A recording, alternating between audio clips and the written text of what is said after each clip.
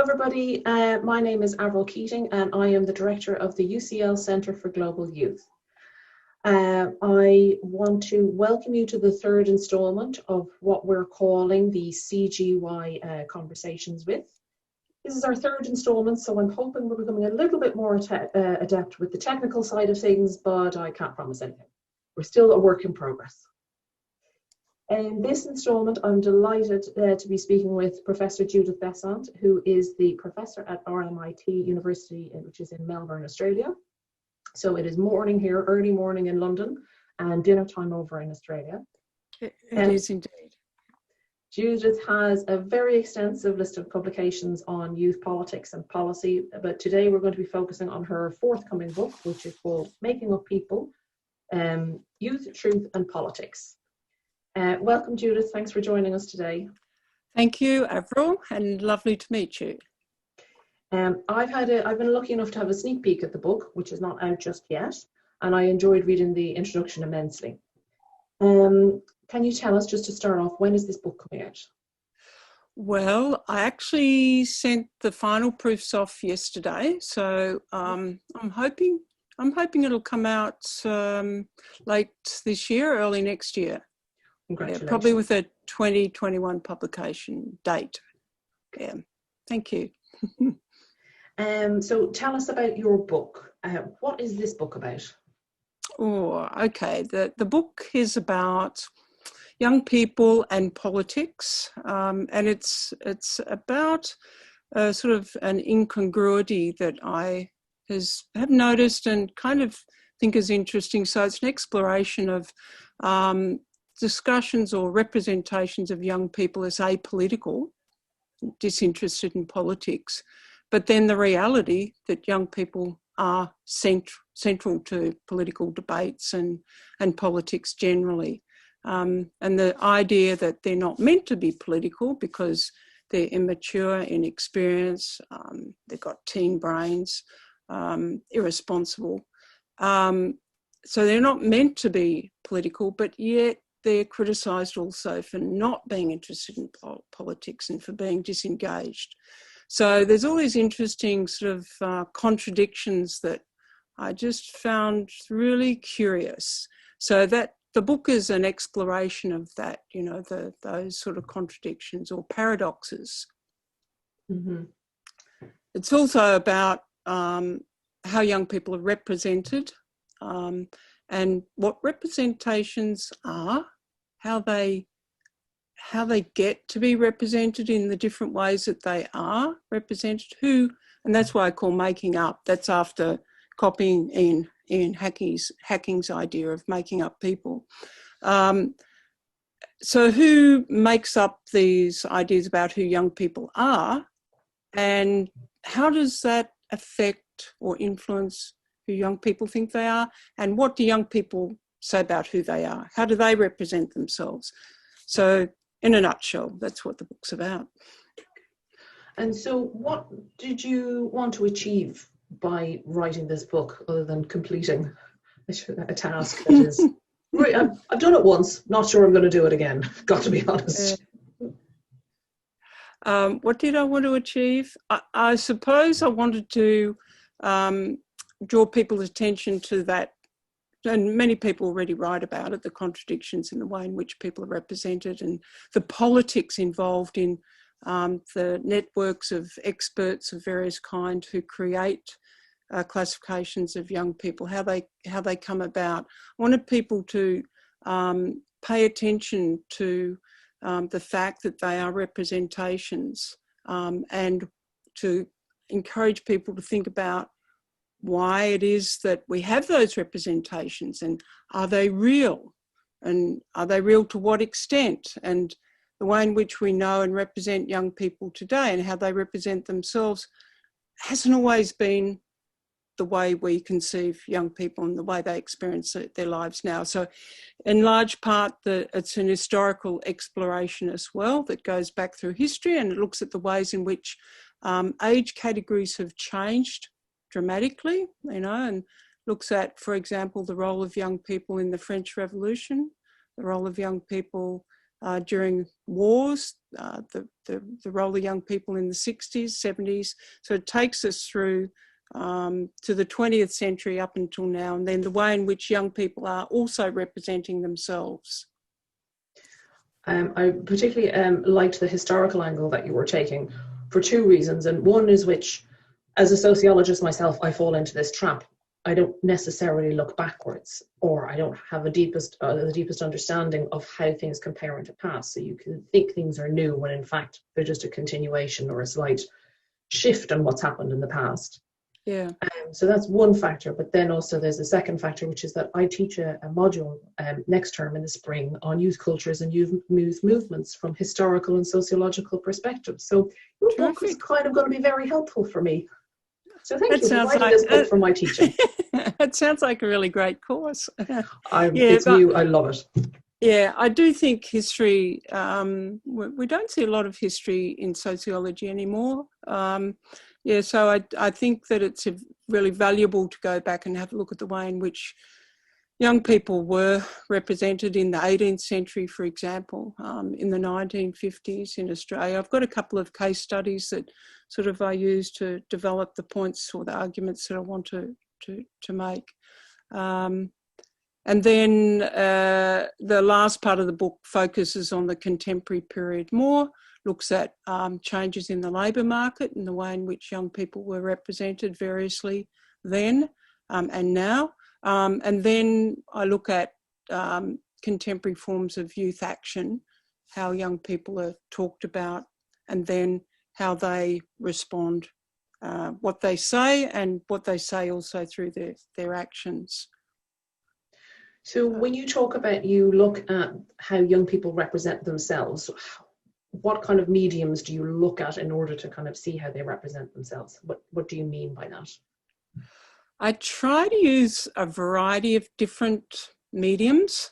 So they would be things they do, clearly, through their actions, their political actions. I mean, the whole question of politics is raised in this book too. What do we mean by politics? So especially when, like, for example, I'm talking about gender politics. How do young women and girls express their politics through style? How is it expressed through music, art, political action, protests, but also, what young people say, how they respond to the way in which they're represented, how new media is used. Twitter, for example, is, Facebook, so on and so forth, provides a valuable source of information for identifying how young people think about their actions and what they think about other people, describing what they do. So I call that answering back, I think. Yeah, answering back in the politics of recognition.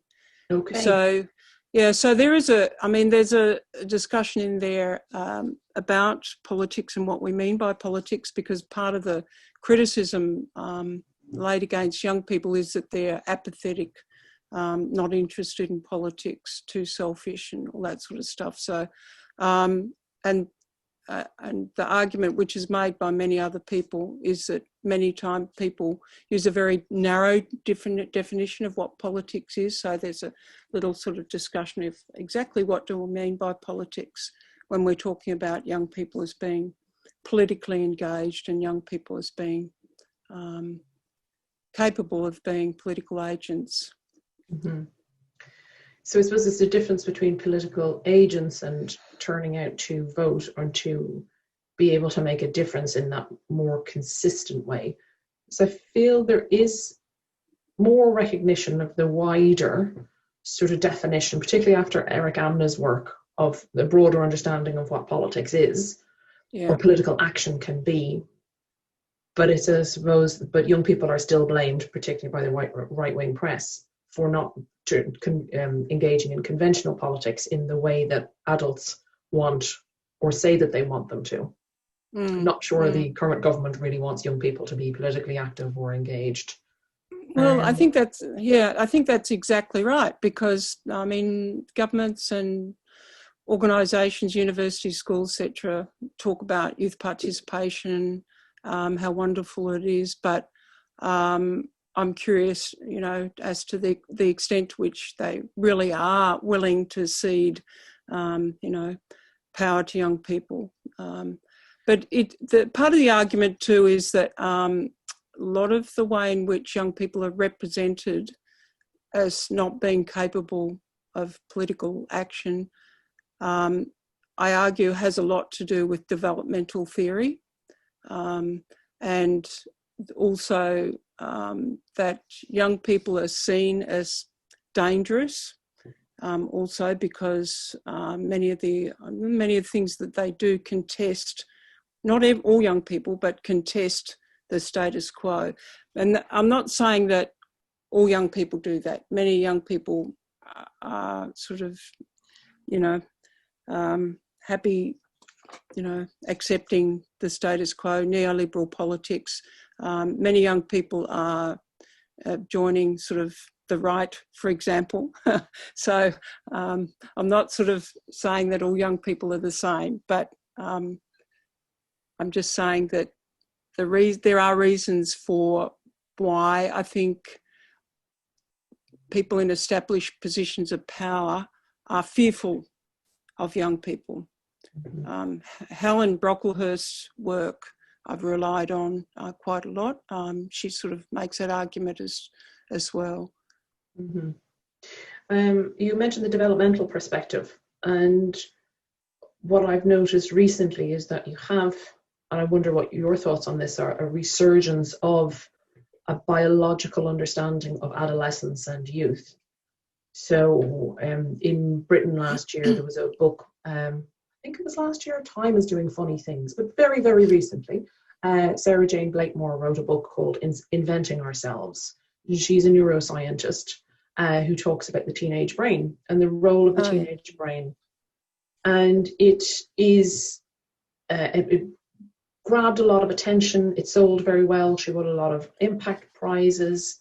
And I think it sort of speaks to a resurgence of that biological perspective on youth, which I hope can complement certain aspects of what we do, but not come to dominate how we view young people. Are you seeing similar trends in the work that you come across?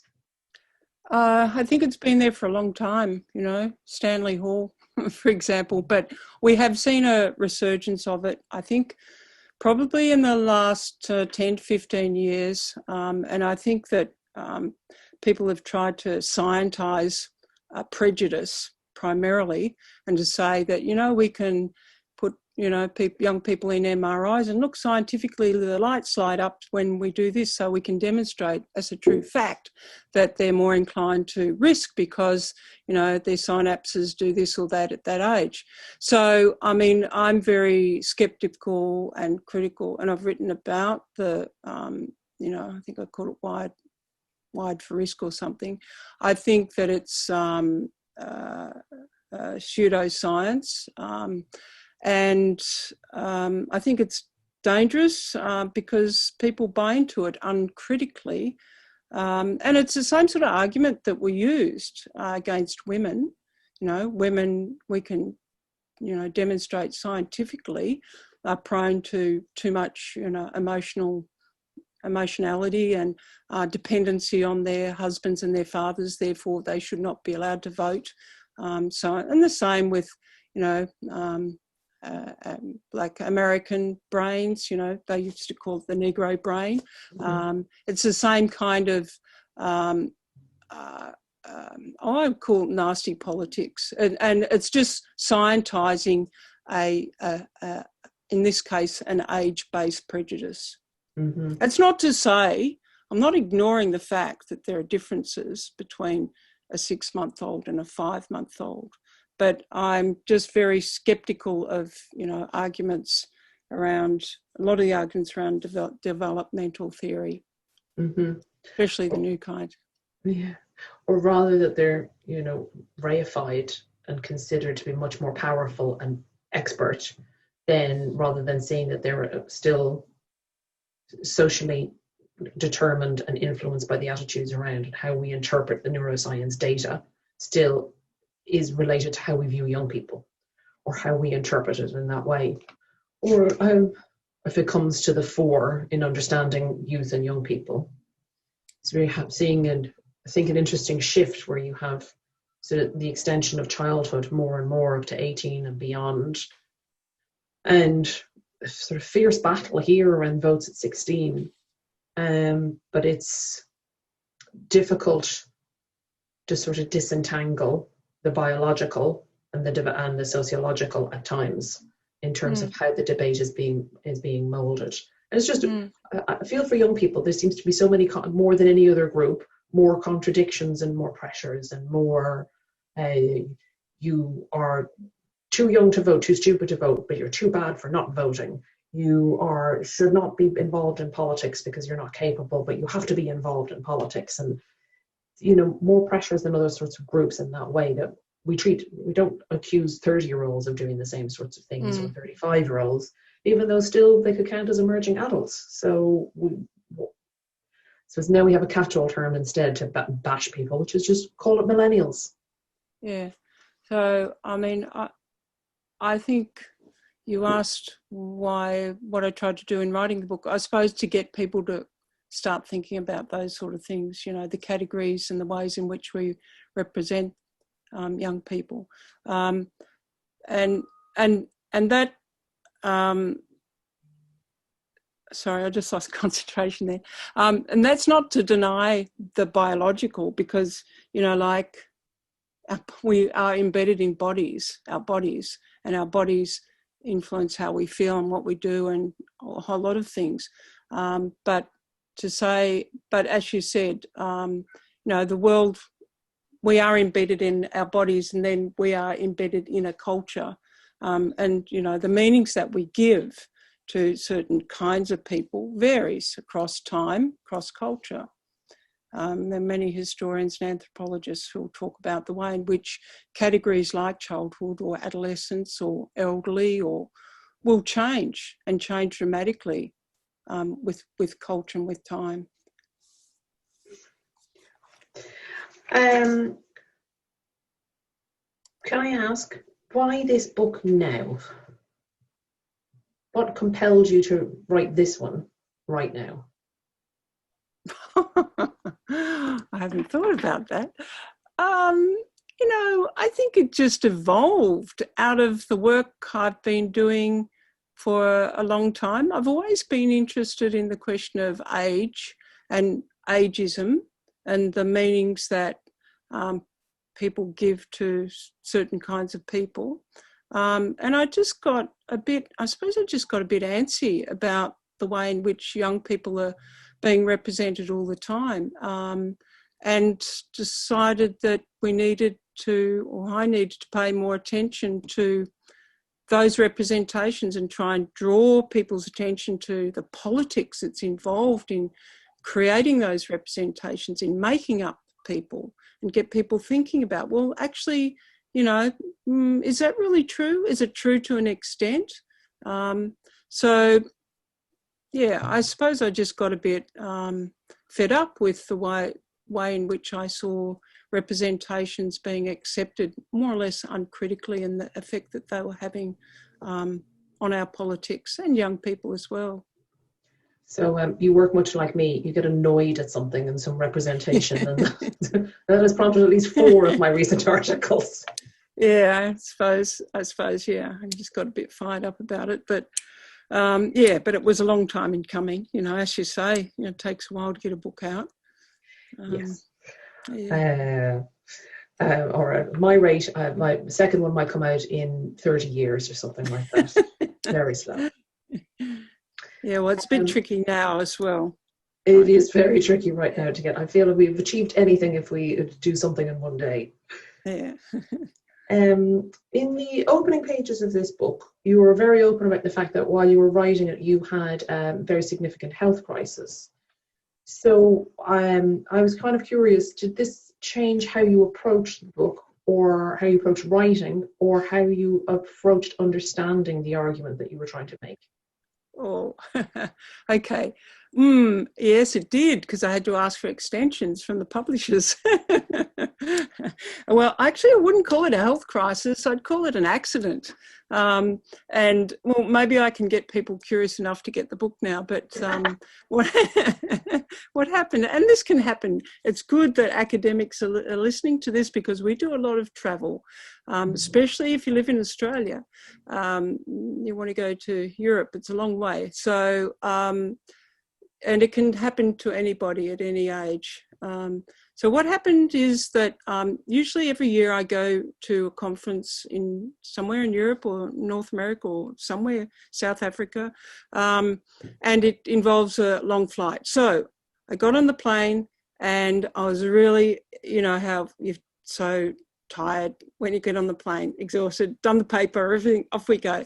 And I fell asleep from Melbourne as soon as the plane went off, and landed nearly 14 hours later in Dubai.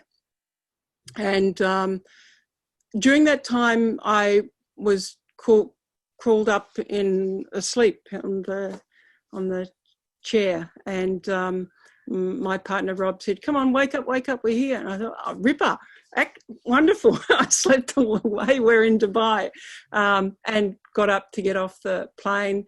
And as I walked off the, what do you call it, the part that goes out of the door, I just collapsed, and I had a massive embolism, went straight to my heart. And then there was a lot of fuss. Luckily, there was a doctor and nurse behind me, and they sort of told people what to do, went straight to Dubai ER, had a cardiac arrest, and I was lost, you know, didn't breathe for over 10 minutes, and they told Rob I was gone, all that sort of stuff. So it was pretty traumatic.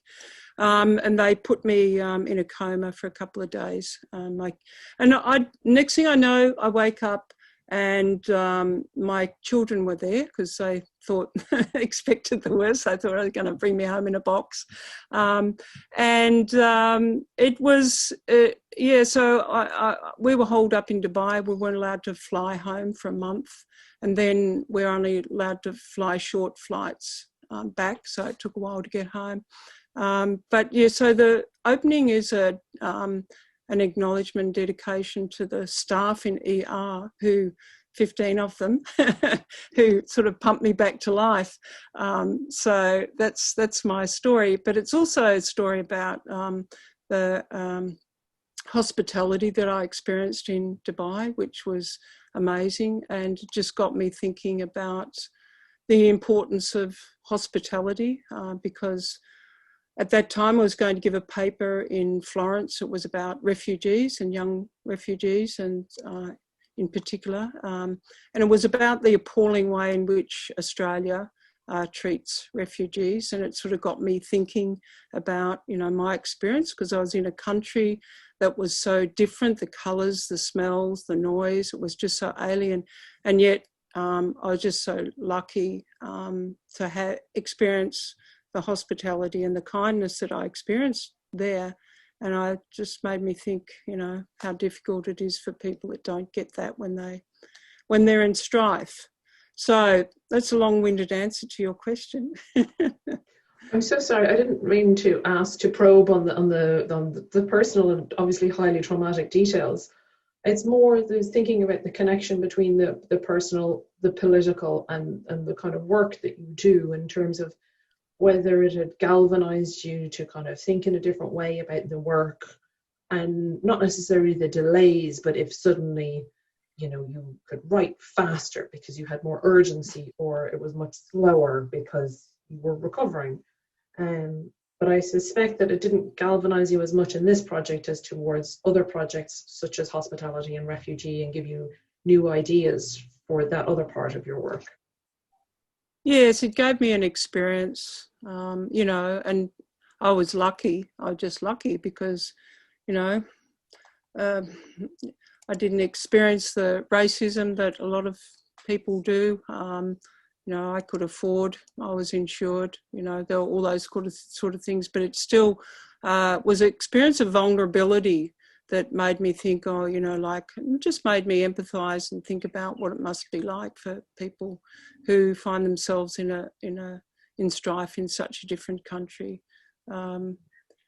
Yeah, so in terms of the writing, I just, you know, I thought, well, I suppose I don't know, a death experience, or was it an experience? Yeah, it was that. Does make you think about, look, you know, sometimes you're sort of mamsy-pamsy about what you're going to say. It made me sort of clearer about, well, just say it, you know, just say it, what's going to happen. You know, and I think that sometimes I had been hesitant often to talk clearly and as bluntly, as directly, I should say, as hopefully I have in this book. Okay, yeah. So you've had quite an eventful couple of years, I think, and given this and 2020's various lockdowns and it's coming with its own challenges, as we euphemistically call them. As we're kind of taking stock, we possibly have too much time to reflect in many ways at the moment. I'm kind of asking everybody about what they think the most youth issues are for now, and what do we need to be researching next. And partly, of course, is the coronavirus, but I don't want us just to kind of think of the impact of that. Kind of think, what are we missing because we're all too focused on the coronavirus? So what, for example, what are you going to do next? Or what would you tell other people to do next? I've got a book on youth participation that's coming out next year. It's called Deceptive Politics, asking, you know, how serious are people about youth participation. I'm doing a edited collection with colleagues on student action. Sarah Pickard is one of the co-editors of that, and another one on young people in the alt-right. And those issues I think are important, but in particular, obviously, climate change is significant for many young people. I think that the continuing ageism that young people experience, the COVID has brought that out. You know, you can see it, I think, more clearly than ever. You know, it's not just ageism that young people experience, but also older people as well. And I think that paying attention to that, you know, and some of the mixed messages that are being, you know, communicated to young people, you know, go out, spend up, fix up the economy, go to restaurants, but don't bring COVID home to granny, or, you know, those kinds of, you know, those kinds of assumptions that are built into those communications, I think, are problematic. I think it's an opportunity to pay attention to that, but also, if you're going to talk about COVID, then what can be done after that. And one of the things I would argue for is that it's an opportunity for us to think about generational politics and, you know, like, how can we make sure that young people are more involved? And one of the things I would argue for is an intergenerational charter, and that can take many forms, but something that young people help develop, something that, you know, it could be similar to a Bill of Rights, but something that, you know, so that before a law is enacted or before a policy is developed, some sort of checklist is done to see what are the implications of this in terms of, you know, intergenerational equity, and what does intergenerational equity look like. So I think there's an opportunity to explore that question. Do you think there's a political appetite in Australia, for example, for addressing questions like that? I think that at the moment, young people in Australia are being screwed, well and truly. We've just had, you know, talk about assisting young people. Well, where they're basically told to, not all of them, but many of our political elite, to buck up, and to think about what it was like for young people historically who had to make sacrifices, and lots of uses of war metaphors and things like that, how young people have to sort of just, make a sacrifice for their country. But in Australia, we've just had a change where the government saw it in their wisdom to increase student fees in the middle of a pandemic. Increase student fees. Universities are the one place that didn't get what we call here job seeker or job keeper support. So there wasn't a rescue plan for the university. There's not. There's a lot about sort of traineeships and things like that, but there's no real sort of blueprint, I don't think, for, how young people are going to come out of this. So, yeah, I forgot what your question was, sorry. I was just thinking about whether you talked about the good idea for an intergenerational charter, but I was wondering, was there the appetite by your political elites to try to champion or lead something like that? I mean, they don't necessarily have to be the leads on it, but often this is where it may come from. And I don't think it's going to come from our political elite. We've got a Conservative government in at the moment who, and I think that there's a fair bit of animosity around young people, as I sort of argue, although most people would deny that. If you look at actually what is said and what is done, it's pretty clear that there is. I don't think it's going to come from that government, and I'm not sure that's a Conservative Liberal government, called Liberal, but it's not. Then there's the Labor government, and they're sort of, argy-bargy making up their mind whether or not they're going to support or change the legislation that's just led to an increase in student fees. So I'm not sure, then we've got a Green Party. But I think that, change doesn't always come from the top, and I think that there's opportunities here. There are many, many really smart young people in Australia who are arguing for what, the kind of future that they want. And, I think that, that they've got some really important things to say. And they are influencing ideas. They will be, they are already our leaders. So, but I don't think it's going to come from the top, unfortunately. It would be nice if it would, but I don't think it is. Yeah, part of my question was prompted by the realisation, as you spoke, that it definitely isn't coming from the top here in Britain or in England, where there is discussion about intergenerational inequalities in sort of academic circles and public debate, but not within the government itself, which has largely abandoned or consolidated discrimination against young people. So, legally allowing the national wage to be lower for young people under the age of 25, those sorts of things. Yeah. And there is, I think, little appetite. There's no youth framework. There's no youth policy, and I don't think there will be. Partly because too often it's assumed that their parents will take care of them, which is true for those who have resources and who have good relationships with their families. But for many, it just doesn't work like that.